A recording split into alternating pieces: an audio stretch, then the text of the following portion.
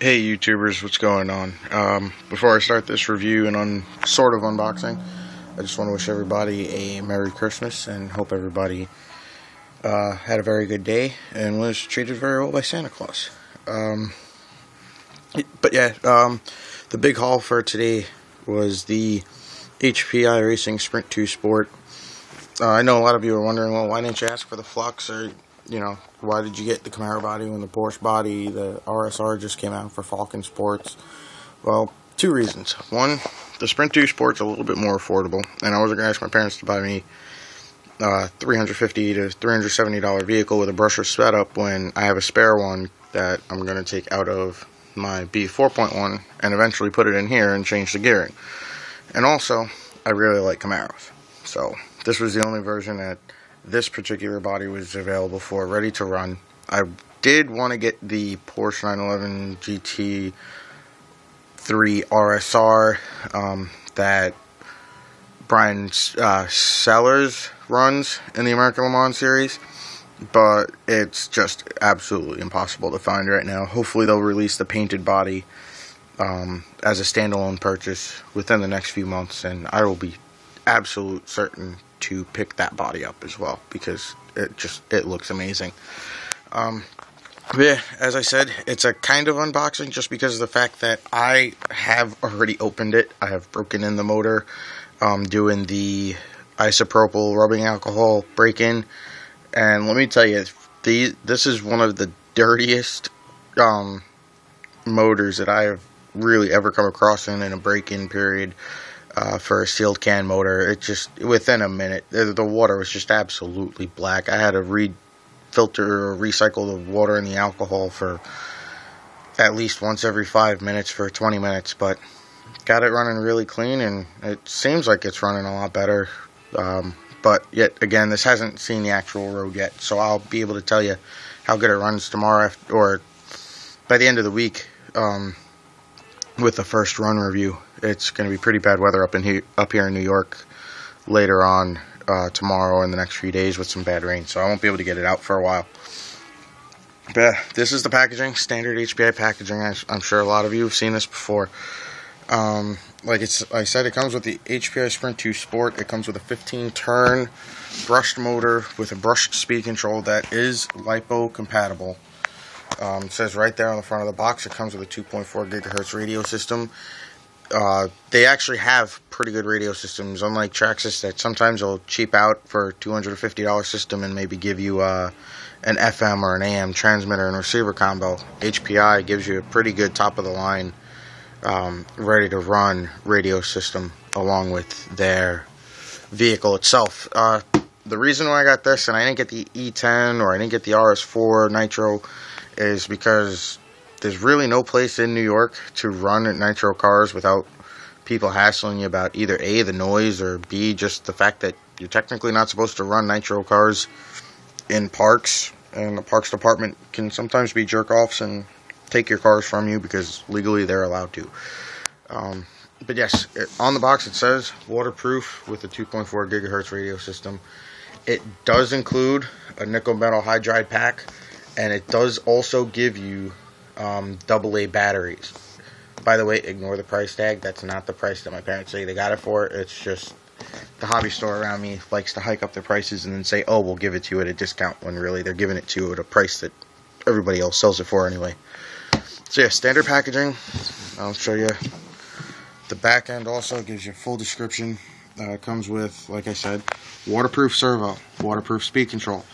Brushless motors themselves, or brushed motors themselves, are waterproof to begin with. As long as you're not running through like really, really dirty water, there's really not enough particles in the water to create a short.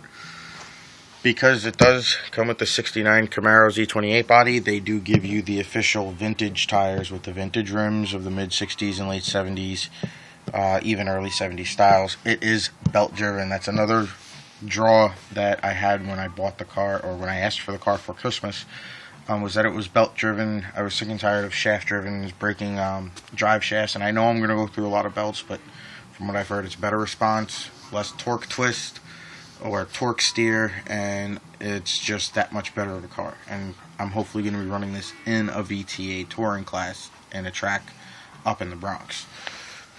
Comes with full ball bearings for efficiency, and they don't give you any, they don't cut any corners, they don't just give you bushings. Everything that needs to be a ball bearing in this car has ball bearings in the car. You can see the transmission case, they're doing the anodized orange aluminum. The servo is kind of in an awkward place, but from what I've seen so far, it doesn't look like it'll give you too much of a problem. There's just, as a lot of people have already noted on forums and in review videos before, there is a lot of steering slop. But before this video is over, I will give you a huge hint as to how to do away with the steering slop for very cheap. At least most of the steering slop. Okay, now to open up the box. Da, da, da, da. Okay, this is pretty much how it came. I didn't re-zip tie it, but I put it back in just for the dramatic effect. First thing to take note of is this really cool transmitter. They do a really nice job on the drop down. It's a little light. I know a lot of people that use the Spectrums and even sometimes the Futabas don't mind the weight. To me, it's way too light, but I do appreciate the nice drop down effect. They give you knobs for your steering and throttle trim, your dual rate, and on the battery tray there's a tool to adjust your left and right steering throw and your low and your high throttle throws. So you can adjust everything independently. I've heard a lot of people say that they use that for drift settings, but I'm sure there's an application for everybody in there. You can even do servo reversing and change the channels of the servos and the throttle. So that's pretty cool. And you could also put it in France mode, but if you live in America, you don't need that. Okay, the other things that come in the packaging are your Plasma 2000 nickel metal hydride milliamp battery. There you go. Comes with a Tamiya plug. That's the only real gripe about the ready to run that I've seen so far. I've seen a lot of people that have gotten a Dean's plug, and that's what I use in my off-road stuff, which I race seriously on. I'm going to be going to Motorama in February, but I use all Dean plugs on all my vehicles, and I'm going to be switching the speed controller to a Dean's plug as well as the battery. They also give you HPI slow charger. They're good for overnight chargers, but we all know you got to get a good charger to get a faster charge time and have better performance out of your batteries.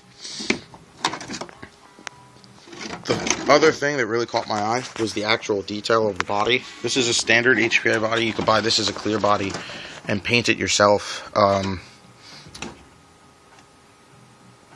But the detail that they go into, keeping the headlights poked out of the rest of the grille and putting the grille not flat with the rest of the surface, and even putting just the chrome stickers for the bumper, just really impressive. I really did enjoy opening this package up. You could see even it adds a little bit more realism, even though I think it wasn't intended that way, but the spoiler itself is attached via screws, and so is the rear of the car, and you could see that they have attached it via 2 screws, and I think that there's probably some servo tape up there as well as the spoilers keeping it together. But overall, very impressed with how the body is and how it even feels. It feels a little tougher than a standard like Protoform or Proline body, which I like because it means it'll be able to take some more hits. Now, to the car. First, let me close up this box. Okay, now to the car. I'm going to bring out my stand here. When I first opened the box, again, I've seen a lot of people have had this issue. It seems like HPI doesn't do their homework on this issue, but it's really not that bad of an issue to begin with. Is this guy, the speed control, which is the SC15 waterproof with reverse. It's their sport speed controller, and their on-off switch that it comes with was flopping around. It wasn't attached to anything. Doesn't even look like it had been pressed down and then removed. There was servo tape on the bottom of both objects, but again, it just didn't look like it had been applied properly in the manufacturing process. Whether or not that was human error or that was machine error, I don't know, but it's something that was easily fixed just by pressing it down and holding it down for a while.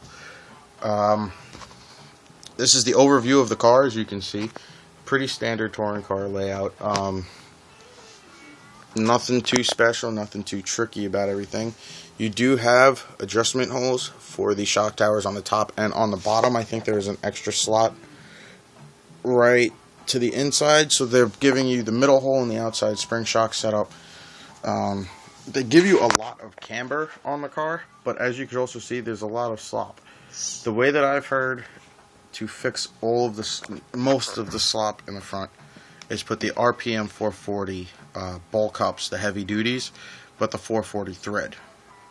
It's a lot tighter of a ball cup. It'll attach a whole lot better to the ball stud, and it'll eliminate a lot of that rotation in the steering links, and that extra rotation is what's causing that slop. Same thing with the rear, although the rear isn't too horrible. You can do the same thing with the RPMs on the rear, adjust it to CVDs on the front and rear. It'll take away some of the jerkiness of your acceleration. But other than that, it looked like it came pretty ready to go out of the box. When they say ready to run, HPI does not cut any corners. They give you the radio, the batteries for the radio, the charger for the vehicle, and the car. So that's my review. And one other thing I want to mention, like I said, I race off-road pretty seriously. In February, the second week of February, I'm going to Motorama. On the bottom of the of this video, I'm going to post a link. If you guys wouldn't mind, check out the link. If you could help me out, that'd be great. If not, just spread the word and share it on Facebook, share it on YouTube. And if you like the video, click the thumbs up. If you didn't like the video, click the thumbs down. If you didn't like it, shoot me a message and tell me why and see what I can do to improve it. Talk to you later. Merry Christmas and Happy New Year, guys.